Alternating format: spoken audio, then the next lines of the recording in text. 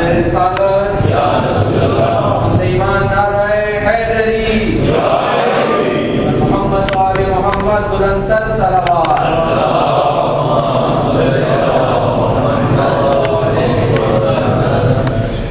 رحم اللہ من قرأ الفاتحہ.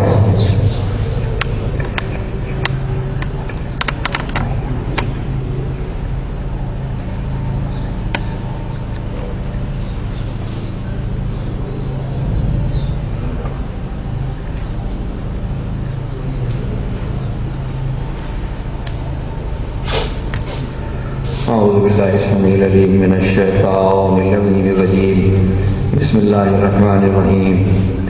لا حول ولا قوة الا باللہ توکلت علی الحی الذی لا یموت والحمد للہ الذی لم یتخذ ولدا ولم یکن له شریک فی الملک ولم یکن له ولی من الذل وکبرہ تکبیرا.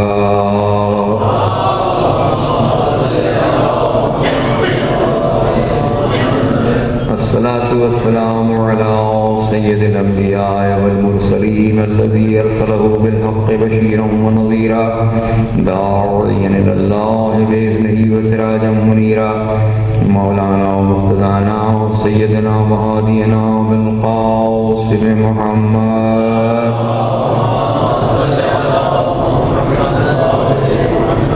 وأهل بيته الطيبين الطاهرين المعصومين المظلومين الذين عذب الله عنهم الرجس وطهرهم تطهيرا.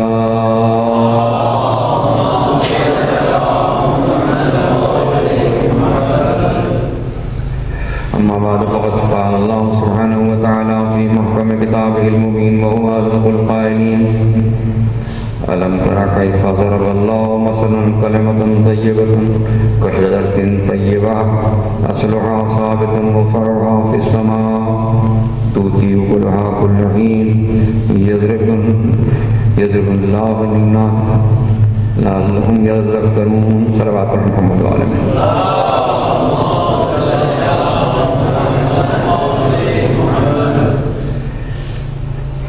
ارشاد رب العزت ہے کہ کیا تم نے نہیں دیکھا کہ اللہ نے کلمہ طیبہ کی مثال کس طرح بیان کی. کلمہ طیبہ کی مثال ایک شجرہ طیبہ کی سی ہے کہ جس کی جڑ مستحکم ہے اور اس کی شاخیں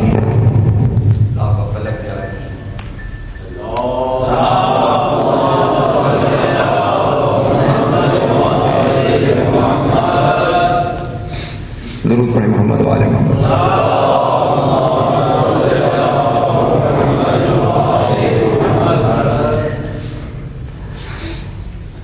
ارشاد ہوا کیا تم نے نہیں دیکھا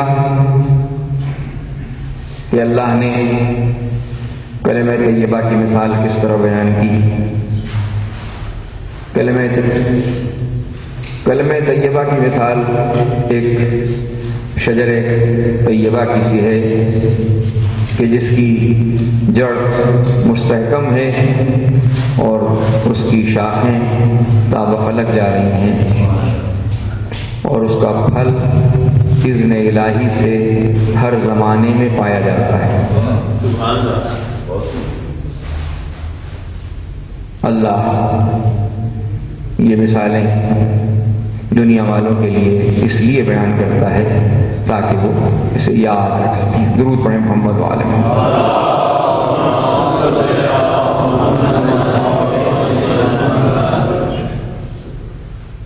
اللہ نے کلمہ طیبہ کو ایک شجر طیبہ کے ذریعے سے سمجھایا ہے. ہم کلمہ طیبہ سے مراد مشہور کلمہ کلمہ لا الہ الا اللہ لیتے ہیں اور اسی کو کلمہ طیبہ جانا جاتا ہے، لیکن یہ جو اللہ کہہ رہا ہے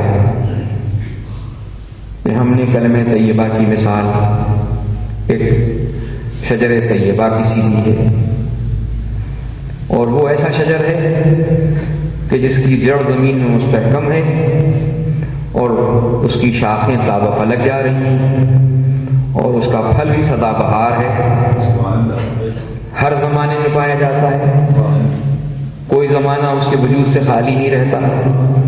تو معلوم ہوتا ہے اللہ کسی مثال کو بلندی فکر عطا کر رہا ہے۔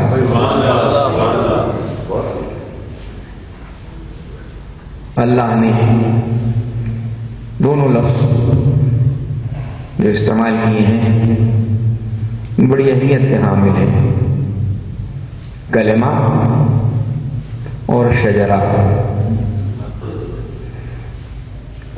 کلمے کی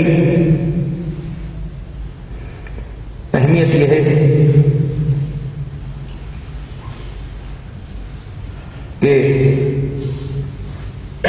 اللہ نے اسے مختلف مقامات پر قرآن مجید میں استعمال کیا ہے۔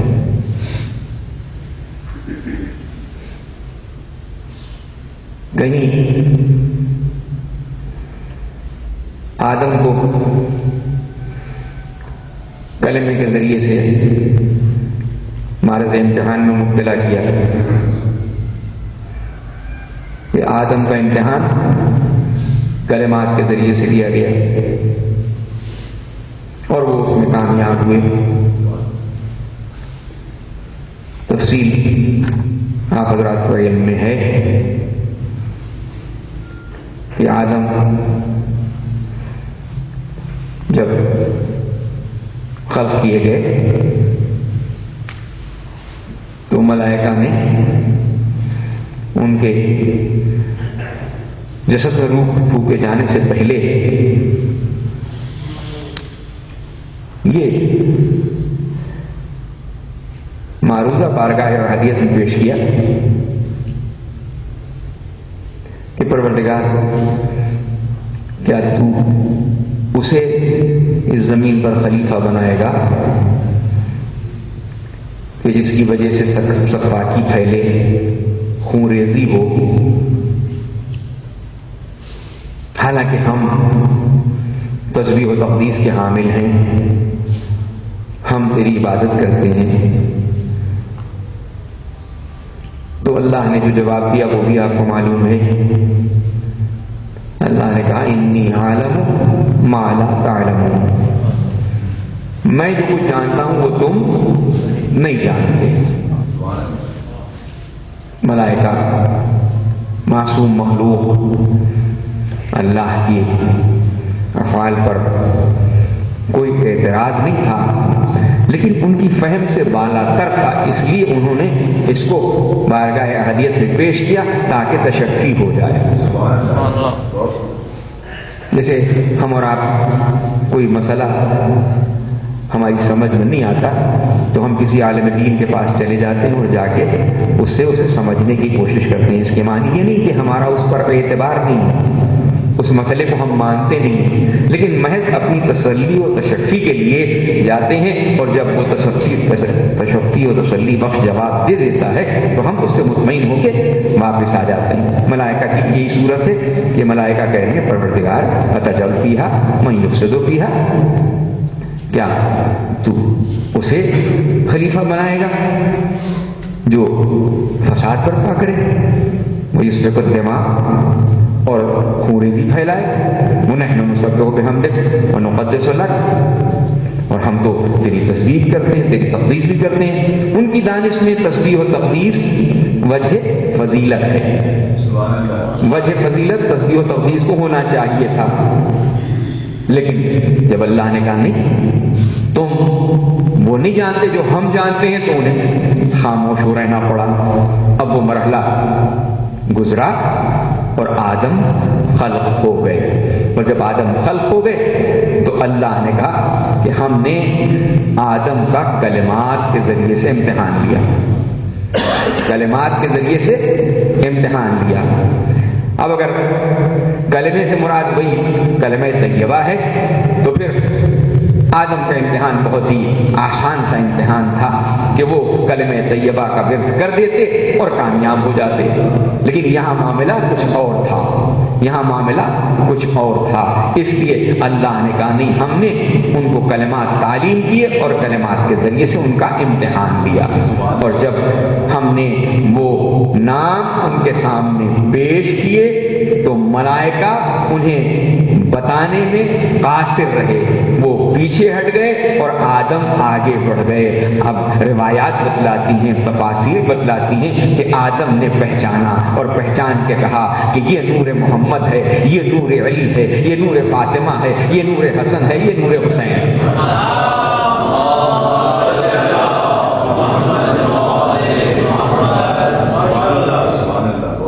اس کے معنی یہ ہوا کہ اللہ نے کلمے کی تفصیل کے لیے اشارہ دے دیا کہ دیکھو کلمہ طیبہ کو اس طرح سمجھنے کی کوشش کرو۔ کہیں جناب عیسی ابن مریم کو اللہ نے کلمہ کہا، جناب عیسی ابن مریم کو کلمہ قرار دیا، اللہ کا کلمہ۔ اب اگر ہم اسی طریقے سے اسے ہم کلمہ طیبہ سمجھیں تو بات کچھ سمجھ میں نہیں آتی کہ انہیں کلمہ کہہ کے بھی اس کی تفصیل نہیں بتائی کہ جناب عیسی ابن مریم کلمہ ہیں، لیکن کیسا کلمہ کہ جو کلمہ طیبہ کو سمجھانے کے لیے آئے۔ جناب عیسی ابن مریم اپنے تمام معجزات کے ساتھ اپنی حیات کو لیے ہوئے چرخ چہاروں پر کسی کا انتظار کر رہے ہیں، کسی کا انتظار کر رہے ہیں، اور ان کی نگاہیں اس جانب لگی ہوئی ہیں کہ وہ کلمہ طیبہ آئے تو اس کے پیچھے نماز پڑھ کے اپنے کلمہ ہونے کا ثبوت مہیا کرے۔ درود پڑھیں محمد و آل محمد پہ۔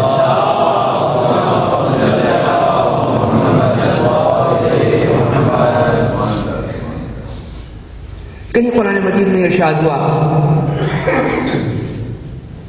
کہ اگر ہم تمام اشجار کو قلم بناتے ہیں، وَلَوْ أَنَّ فِي الْأَرْضِ مِن شَجَرَةٍ أَقْلَامٌ وَالْبَحْرُ يَمُدُّهُ مِن بَعْدِهِ سَبْعَةُ أَبْحُرٌ مَا نَفِدَتْ كَلِمَاتُ اللَّهِ، کہ ہم تمام اشجار کو قلم بنا دیں اور تمام دریاؤں کو سیاہی بنا دیں، تمام اشجار کو قلم بنا دیں اور تمام دریاؤں کو سیاہی بنا دیں، اور اس کے بعد بھی ہم اور 7 بحر اور خلق کریں اور انہیں بھی اس کے لیے استعمال کریں، تو پھر بھی کلمات الہی کا کوئی حساب نہیں کر پائے گا۔ کلمات الہی اس کو کہتے ہیں کہ جس کا کوئی حساب نہ کر سکے۔ اب ظاہر ہے کہ ہم سمجھتے ہیں اس بات کو کہ اللہ کے کلمات اتنے زیادہ ہیں، اللہ کے کلمات اتنے زیادہ ہیں کہ ان کا حساب ممکن نہیں، جس کے بارے میں خود اللہ اس قدر عمدہ طریقے سے اسے بیان کر رہا ہے کہ اگر سارے اشجار کو قلم بنا دیا جائے، دنیا میں جتنے شجر پائے جاتے ہیں ان سب کو قلم بنا دیا جائے، اور جتنے دریا ہیں ان سب کو سیاہی بنا دیا جائے، اور اس کے علاوہ بھی اگر 7 دریا اور بھی خلق کر دیے جائیں، 7 سمندر اور بھی خلق کر دیے جائیں اور ان کو بھی اسی بارے میں استعمال کیا جائے، تو بھی کلمات الہی کا احسا نہیں ہو پائے گا، کلمات الہی کا احسا نہیں ہو پائے گا۔ کلمات الہی کوئی اتنی وسیع مفہوم والی چیز ہے کہ اس کا احسا اتنے انتظام کے بعد بھی ممکن نہیں۔ تو دنیا میں کوئی اور مثال تو ایسی نظر نہیں آتی کہ جس کے ذریعے سے کلمات الہی کا مطالعہ کیا جا سکے۔ ہاں، ایک قول رسول ضرور سامنے آتا ہے، اور وہ قول رسول یہ ہے کہ علی سے مخاطب ہو کے کہا، یا علی، اگر دنیا کے سارے قلم، سارے شجر قلم بنا دیے جائیں اور سارے دریا سیاہی بنا دیے جائیں، جن مل کے حساب کریں اور انسان مل کے لکھنے کی کوشش کریں، تو تیرے فضائل کا کوئی احسا نہیں ہو سکتا۔ درود پڑھیں محمد و آل محمد پہ۔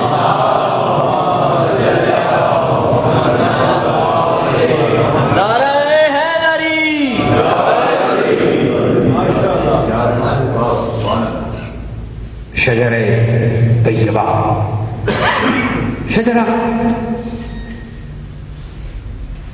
درخت کو کہتے ہیں. کوئی بھی درخت ہو اس کی ایک جڑ ہوتی ہے، ایک تنا ہوتا ہے، کچھ شاخیں ہوتی ہیں، کچھ پھل ہوتے ہیں، کچھ پتے ہوتے ہیں. اس کے ذریعے سے ایک شجر کا تصور ذہن میں آ جاتا ہے. قرآن میں کہیں تذکرہ ہے تو جناب آدم سے خطاب کر کے کہا گیا ہے کہ دیکھو تم اور تمہاری زوجہ اس جنت میں رہو، کھاؤ پیو، لیکن دیکھو اس شجرے کے پاس نہ جانا، اس شجرے کے قریب نہ جانا. وہ یہ جنت میں ایک شجر ممنوع ہے، ایک ایسا شجر ہے کہ جس کے پاس جانے کی ممانعت ہے. اب ہماری تو سمجھ سے بالا تر یہ بات کہ جنت وہ جگہ کہ جہاں روایات بھی بتلاتی ہیں، احادیث یہ بتلاتی ہیں کہ انسان جس چیز کی تمنا کرے گا وہ اسے مہیا ہو جائے گی، جو خواہش ہوگی دل میں وہ فوراً پوری ہو جائے گی. اس میں وسائل کی کوئی قید نہیں ہوگی کہ جیسے ہمارے لیے وسائل کی قید ہوا کرتی ہے دنیا میں کہ اگر ہمارا کسی بے موسم کا پھل کھانے کو جی چاہے تو ہمیں نہیں مل سکتا. جنت میں کوئی ایسی قید نہیں ہے. وہاں ہر شے، ہر جگہ، ہر لحظہ دستیاب ہے. تو پھر ایسے پہ شجر ممنوع، اور یہ ہے بھی حقیقت کہ اللہ نے کہا کہ اس شجر کے پاس نہ جانا. اب آدم نبی اللہ، انہیں جنت ملی تھی، کسی کار نیک کے صلے میں ملی نہیں. ہم سے جو چاہا گیا ہے کہ ہم تمام کار خیر اپنی زندگی میں کریں، نمازیں پڑھیں، روزے رکھیں، حج کریں، زکوٰۃ دیں، وہ اعمال بجا لائیں جو اللہ نے کہے ہیں، ان اعمال سے اجتناب کریں جو اللہ نے روکے ہیں، تب جا کے کہیں جنت کا حصول ممکن ہوگا. آدم نے نہ کوئی نماز پڑھی، نہ کوئی روزہ رکھا، نہ کوئی حج کیا، کوئی عمل ایسا انجام نہیں دیا، کیسے جنت مل گئی؟ اللہ کہتا ہے کہ وہ امتحان میں کامیاب ہو گئے، وہ امتحان میں کامیاب ہو گئے تو انہیں جنت مل گئی. اور وہ امتحان کیا تھا؟ میں نے آپ کے سامنے بھی عرض کیا کہ معلوم ہوتا ہے کہ آدم کو جنت ملی پنجتن پاک کے ناموں کو پہچاننے کی وجہ سے. ان انوار خمسہ کے ناموں کو پہچاننے کی وجہ سے انہیں جنت مل گئی. اب یہ بات اور ہے کہ جنت ان کی منزل نہیں تھی، جنت ان کی منزل نہیں تھی، منزل ان کی تھی زمین. اس لیے کہ پہلے اس سے ارشاد ہوا تھا انی جاعل فی الارض خلیفہ، ہم زمین میں خلیفہ بنانے والے ہیں. جنت میں خلیفہ نہیں بنایا گیا تھا، جنت کے لیے خلیفہ نہیں بنایا گیا تھا، انہیں زمین کے لیے خلیفہ بنایا گیا تھا. ان کی منزل تھی جنت. اب وہ جتنے دن اس شجر ممنوعہ سے دور رہتے جنت میں رہ لیتے، لیکن جو ہی وہ شجر ممنوعہ کے قریب گئے جنت ان سے چھٹ گئی، جنت سے انہیں نکلنا پڑا. اور اسی کو علماء نے ترک اولا کہا ہے. یہ ترک اولا سرزد ہوا ان سے، وہ بات جو گناہ کے زمرے میں نہیں آتی، لیکن چونکہ ترک اولا ہوا اس لیے انہیں جنت سے نکلنا پڑا. اب وہ شجرہ تھا کیا، اس کی تفصیل کہیں نہیں ملتی. مختلف وہ ذرائع ہیں کہ جس کے ذریعے سے کہیں تو اسرائیلیات کا حوالہ دیا جاتا ہے، کہیں بائبل سے نتیجہ اخذ کیا جاتا ہے کہ وہ کیا تھا. کوئی کہتا ہے سیب کا درخت تھا، کوئی کہتا ہے گندم کا درخت تھا. ہمارے یہاں مشہور یہی ہے کہ وہ گندم کا درخت تھا. تو اگر گندم کے کھانے کی وجہ سے جناب آدم کو جنت سے نکلنا پڑا ہے تو ساری اولاد آدم مسلسل گندم کھا رہی ہے، یہ کیسے جنت میں جائے گی؟ درود پڑھیں محمد و آل محمد.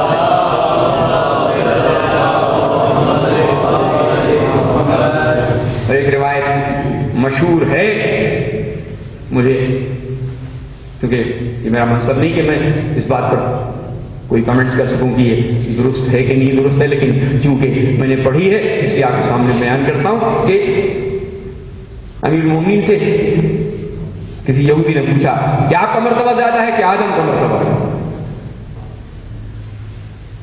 آپ کا مرتبہ زیادہ ہے کہ آدم کا؟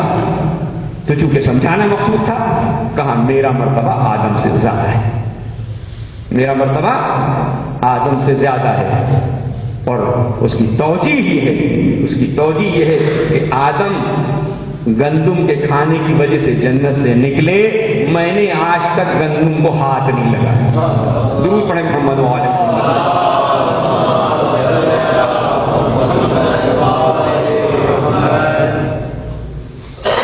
ارباب نظر شجر طیبہ کیا ہے، اسے سمجھنے کے لیے ہماری اپنے ماحول کی اصطلاحات کو استعمال کیا جائے تو بات سمجھ میں آتی ہے. ہمارے یہاں جب کسی کا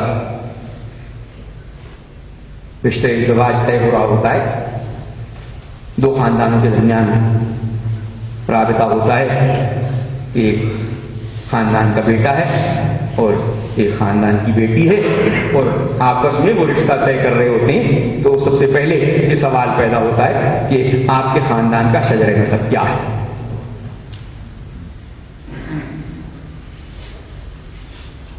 پاکستان بننے کے بعد تو اس کی اہمیت اور زیادہ ہو گئی، اس لیے وہ جو اپنے خاندانوں سے چھٹ کے پاکستان میں آ کے منتقل ہوئے تو ان کے پاس صرف ایک سہارا یہ رہ جاتا ہے اپنے خاندان کی اعلیٰ ہونے کی کا ثبوت کہ وہ اپنے اپنے شجروں کو اپنے پاس محفوظ رکھیں اور وہ اپنے شجرے کھول کے دوسروں کے سامنے پیش کر دیتے ہیں. یہ ہمارا شجرہ ہے، یہ ہمارا شجرہ ہے، ہم اس خاندان سے تعلق رکھتے ہیں.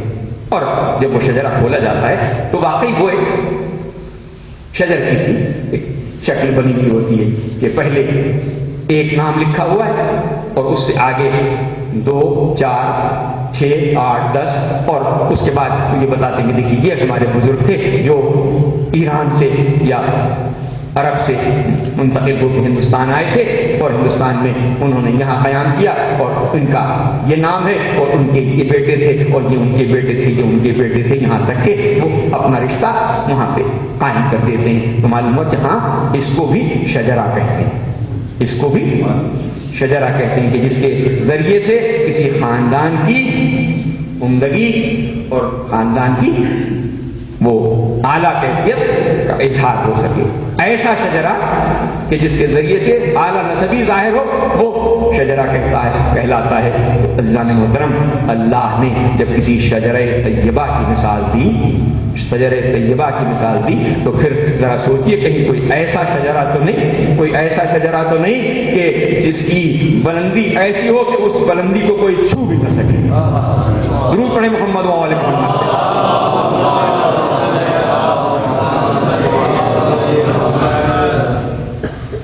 اور پیغمبر کونین کی حدیث آپ کے پیش نگاہ ہونی چاہیے کہ پیغمبر کونین نے ارشاد فرمایا کہ انا وعلی من شجرۃ واحدہ، میں اور علی ایک ہی شجر سے ہیں. وانا اصلھا وعلی فرعھا وفاطمہ لقاھا الحسن والحسین اسمارھا. میں اور علی ایک ہی شجر سے ہیں، ایک ہی شجر سے ہیں. اپنا شجرہ بیان کریں، میں اور علی ایک ہی شجر سے ہیں، میں اس کی اصل ہوں، میں اس کی جڑ ہوں اور علی اس کی شاخیں ہیں، علی اس کا تنا ہے اور فاطمہ اس کی شاخ ہے اور حسن حسین اس کے پھل ہیں، حسن و حسین اس کے پھل ہیں۔ گویا پیغمبر کونین نے یہ بات واضح کر دی کہ شجر طیبہ اسے کہتے ہیں، اور جبریل امین کا یہ اعلان بھی پیغمبر کونین نے سنایا کہ جبریل نے مجھ سے کہا کہ میں نے شرق و غرب میں نگاہ ڈالی، میں نے شرق و غرب میں نگاہ ڈالی اور میں نے آپ سے بہتر نہ کوئی بشر پایا، نہ آپ کے خاندان سے بہتر کوئی خاندان پایا۔ درود پڑھیں محمد علیہ وسلم۔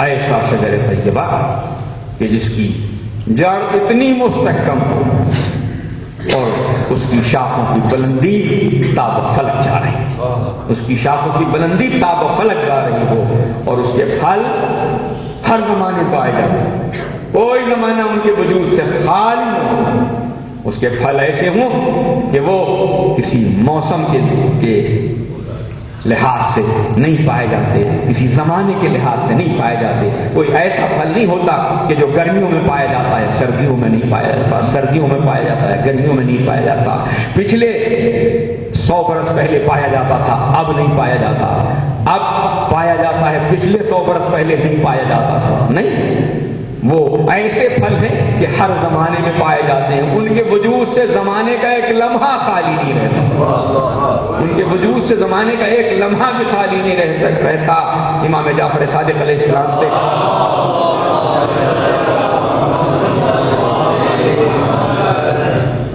کسی شخص نے یہ سوال کیا تھا، فرزند رسول کیا بعد رسالت میں آپ بھی کسی ہادی کی ضرورت باقی رہتی؟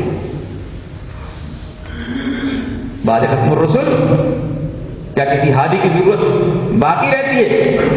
تو ارشاد فرمایا کیا تو سمجھتا ہے کہ اللہ نے زمین سے اپنا رشتہ منقطع کر لیا؟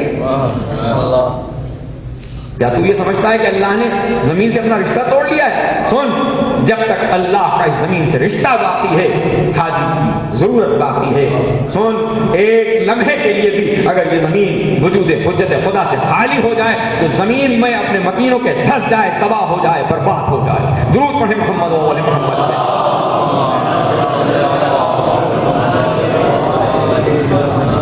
اس کا پھل ہر زمانے میں پایا جاتا ہے، کبھی ظاہر ہوتا ہے، کبھی پردے غیب میں چلا جاتا ہے، ہر زمانے میں پایا جاتا ہے۔ دنیا اگر کوئی ایسا پھل تلاش کر کے بتائے کہ جس کی مثال ایسی دی جا سکے کہ جو ہر زمانے میں پایا جاتا ہے تو ہم ماننے کے لیے تیار ہیں۔ ہاں، ہمارے پاس تو یہ دلیل موجود ہے کہ وہ جسے اللہ نے یہ منصب عطا کیا ہے وہ ہر زمانے میں موجود رہتا ہے اور اس کے وجود سے یہ دنیا قائم رہتی ہے۔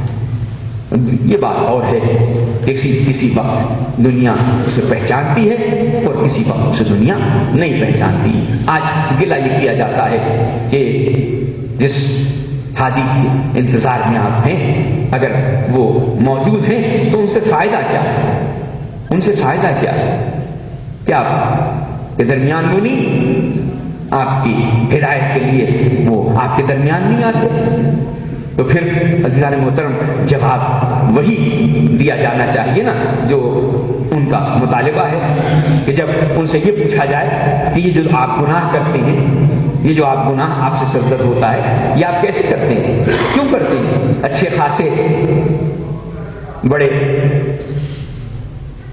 مانے ہوئے پرہیزگار آدمی اگر کسی ایسی جگہ پر آپ کو ملے کہ جہاں ان کو دیکھ کے آپ کو دیکھ کے انہیں شرمندگی محسوس ہو اور آپ ان سے یہ پوچھیں کہ آپ کو کیا ہوا، آپ کو کیا ہوا، آپ کو یہاں کیسے ہونا چاہیے تھا، تو سر جھکا کے کہیں گے شیطان نے بہکا دیا۔ کیا کریں؟ شیطان نے بہکا دیا۔ اب اگر ان سے پوچھے کہ کیا شیطان آپ کو ملا تھا، آپ سے درخواست کی تھی، آپ سے کوئی گزارش کی تھی کہ آپ اس جگہ پہ آئیے اور آپ اس جگہ تشریف لے جائیے، تو کہیں گے نہیں، شیطان سامنے کہاں آتا ہے، دل میں وسوسہ ڈالتا ہے اور ہمیں بہکا دیتا ہے۔ تو جناب من، اگر شیطان پیچھے رہ کے پردے غیب میں رہ کے گناہ کی طرف آپ کو راغب کر سکتا ہے تو رحمان کا نمائندہ کیا پردے غیب میں رہ کے آپ کی رہنمائی نہیں کر سکتا؟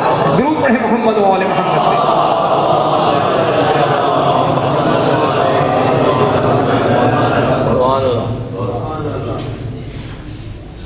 صرف اتنی ہے کہ جب 11 سامنے تھے تو دنیا نے انہیں نہیں پہچانا، اب 12 جب پردہ غیبت میں ہے تو وہی لوگ انہیں پہچاننے سے قاصر ہیں جو 11 کو سامنے دیکھ کے نہیں پہچان سکے تھے، آج وہی اعتراض کر رہے ہیں کہ 12واں پردے میں کیوں چلا گیا۔ یہ وہ پھل ہے کہ جو ہر زمانے میں پایا جاتا ہے، ہر جگہ اس کا وجود ہے۔ اس لیے اللہ نے کہا کہ میرے کلمہ طیبہ کی مثال اس شجرے کی ہے کہ جو اس طرح سے مستحکم ہے، اسے دنیا مٹانا چاہے تو اس شجرے کو مٹا نہیں سکتی، اس لیے کہ اس میں ان پھلوں کو اللہ نے جگہ دی ہے کہ جو اپنے وجود کے ذریعے سے اس شجرے کو قائم رکھے ہوئے ہیں۔ کبھی وہ علی کی شکل میں ہوتے ہیں، کبھی وہ حسن کی شکل میں ہوتے ہیں، کبھی حسین کی شکل میں ہوتے ہیں، اور ہر منزل پر جس کو جو کار نمایاں انجام دینا ہوتا ہے وہ کار نمایاں انجام دے کے دنیا کو بتاتے ہیں دیکھو یہ شجر طیبہ ہے ہی اسی لیے، یہ شجر طیبہ ہے ہی اسی لیے کہ دنیا کو استحکام بخشے اور دین کو مٹنے سے بچا لے۔ حسین نے اپنا حصہ اسی طریقے سے اس بارے میں انجام دیا۔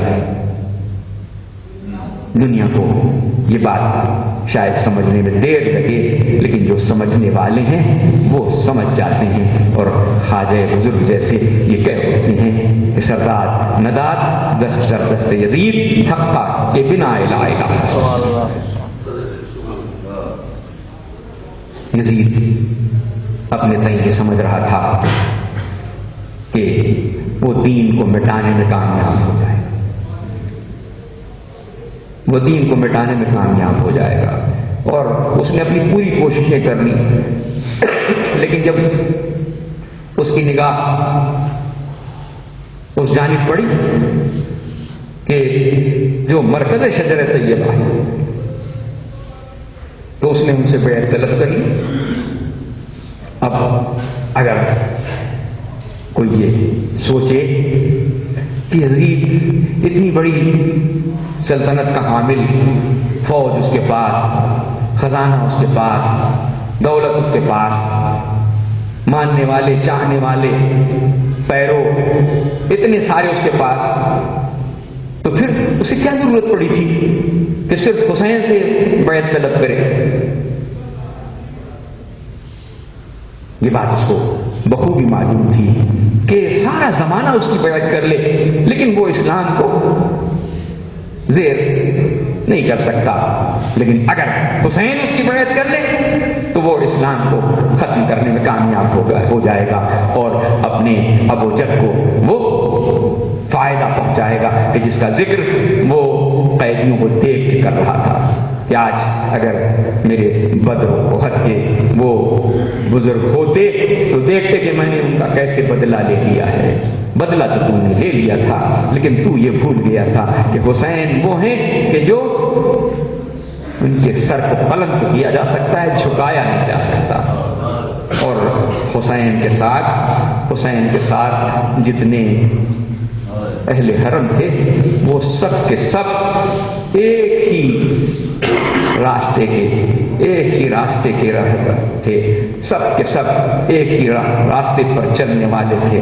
ان کے نزدیک امام کا مشن وہ مشن تھا کہ جس پر کاربند رہنا ان سب کی اولین ترجیح تھی۔ کہیں کسی روایت میں نہیں ملتا کہ بھوک اور پیاس سے جاں بلب بچوں نے کبھی امام سے کہا ہو کہ مولا تھوڑی دیر کے لیے ہمیں پانی پی لینے دیجئے اور اس کے لیے آپ تھوڑی دیر کے لیے یزید کی بیعت کر لیجئے۔ نہیں، ننھے بچے الاتش کی سزائیں تو بلند کر رہے تھے لیکن کبھی کسی کی زبان پر، کسی بچے کی زبان پر بھی یہ جملہ نہیں آیا کہ مولا آپ بیعت کر لیں، اس لیے کہ انہیں اس بلندی فکر کا اندازہ تھا کہ حسین جس کے حامل تھے۔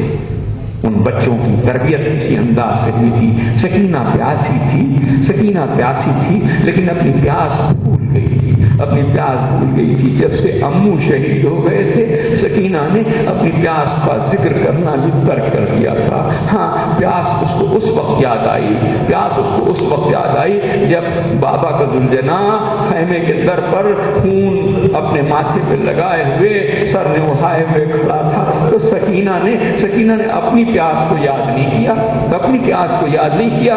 گھوڑے کے گلے میں باہیں ڈال کے پوچھا، اے میرے بابا کے گھوڑے مجھے اتنا تو بتا دے کہ میرے بابا کو پیاسا ذبح کر دیا گیا یا کسی نے 2 گھونٹ پانی پلا دیا تھا۔ ارباب اعظم، یہ ذکر جناب سکینہ کی مجلس ہے اور اس بیوی کا تذکرہ، اس بچی کا تذکرہ کہ جس کے بارے میں امام حسین بے جملہ بڑا مشہور و معروف ہے کہ مجھے وہ گھر اچھا نہیں لگتا جس میں سکینہ اور رباب نہ ہو۔ حسین کا سکینہ سے ناطا اس طرح کا نظر آتا ہے کہ جہاں حسین کا تذکرہ ہوتا ہے وہاں سکینہ کا تذکرہ ضرور ہوتا ہے، جہاں عباس کا علم اٹھتا ہے وہاں سکینہ کی مشق ضرور ہوتی ہے۔ ارباب اعظم، خدا بند عالم آپ سب کو زیارت کربلا مولا نصیب فرمائے۔ آپ جب تشریف لے جائیں گے تو خیمگاہ کے سامنے ایک زیارت ہے، خیمگاہ سے کے دروازے کے سامنے بالکل ایک ہوٹل کے گوشے میں ایک زیارت ہے، اسے مقام سکینہ کہتے ہیں۔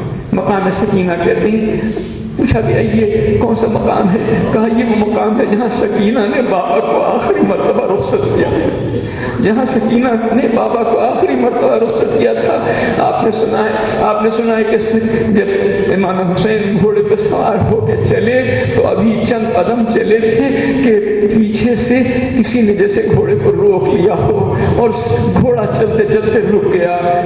امام نے گھوڑے سے کہا، ہاں اے اسب بابا، میں جانتا ہوں کہ تو بھی تھک گیا ہے، تیرا سوار بھی تھک چکا ہے، لاشیں اٹھاتے اٹھاتے ہم تھک گئے ہیں، بس تھوڑی سی دیر رفاقت کی اور باقی ہے، یہ اتنا بھی طے کر لے۔ اس نے اشارہ کیا، مولا ذرا میرے سموں کی جانب تو دیکھیے۔ جب مولا نے مڑ کے دیکھا تو بالی سکینہ گھوڑے کے پچھلے سموں سے لپٹی ہوئی بین کر رہی ہے، اے میرے بابا کے گھوڑے میرے بابا کو میدان میں نہ لے جا، اے میرے بابا کے گھوڑے میرے بابا کو میدان میں نہ لے جا، اس لیے کہ صبح سے جو بھی میدان میں گیا ہے وہ واپس نہیں آیا۔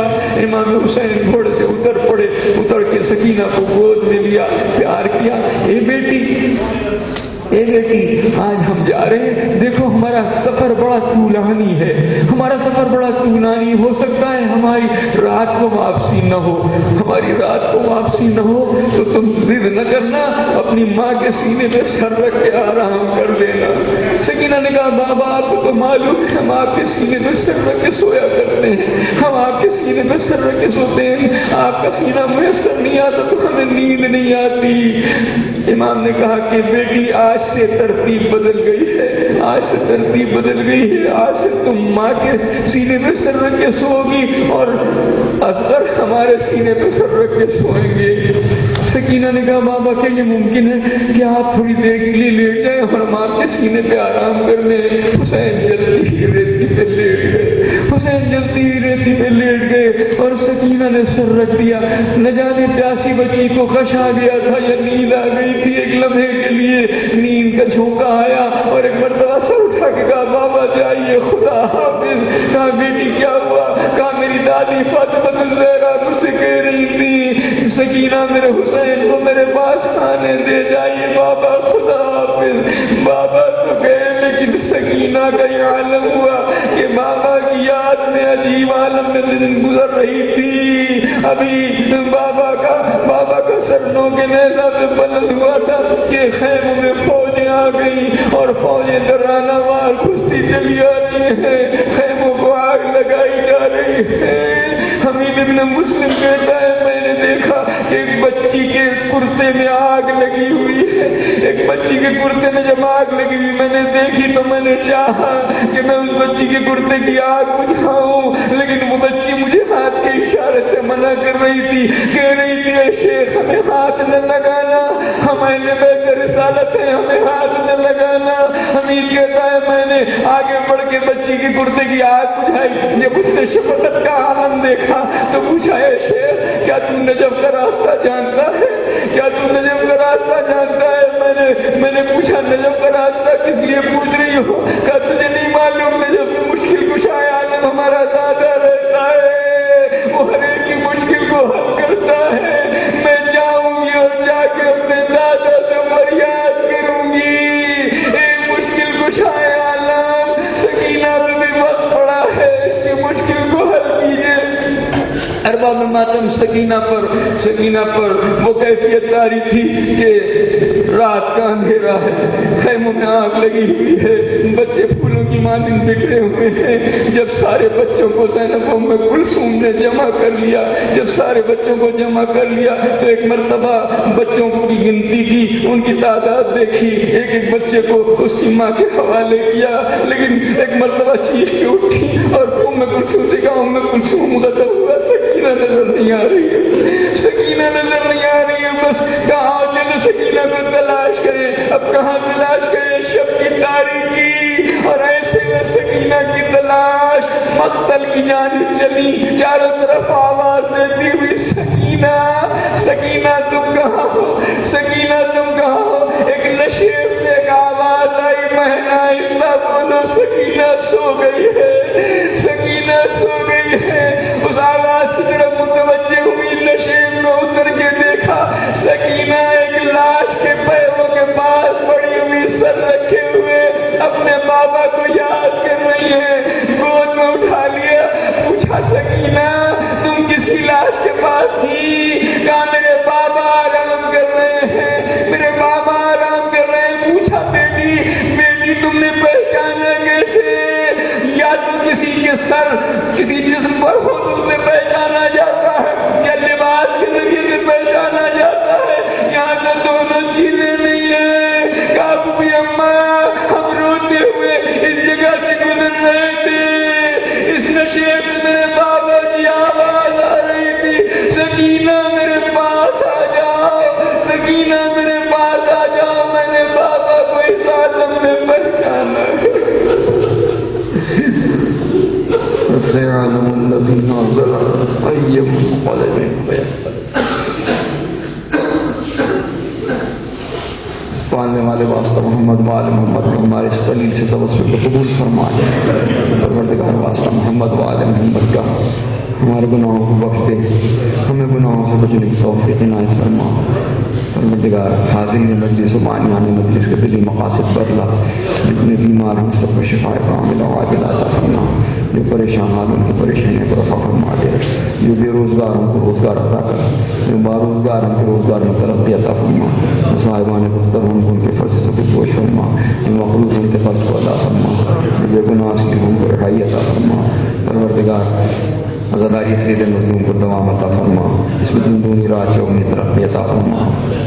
شیعان حیدر کرار خاص طور سے عزادار امام عزادار امام حسین کی حفاظت فرما، دشمنان اسلام کو نیست نابود کر دے، پرچم اسلام کو بلند کر دے، علماء حق کا سایہ ہمارے سروں کو دیر کا سلامت رکھ، مقامات مقدسہ کی حفاظت فرما، انقلاب ایران کو کامیابی سے ہمکنار فرما، پاکستان کو استحکام عطا فرما، ہماری ملت کو متحد فرما، ہمارے مرحومین کی مغفرت فرما، ہمارے زندوں پر رحمت کی نظر فرما، تعجیل فرما، ظہور حضرت حجت علیہ السلام کے انصار امان میں شمار فرما۔ ربنا تقبل منا انک انت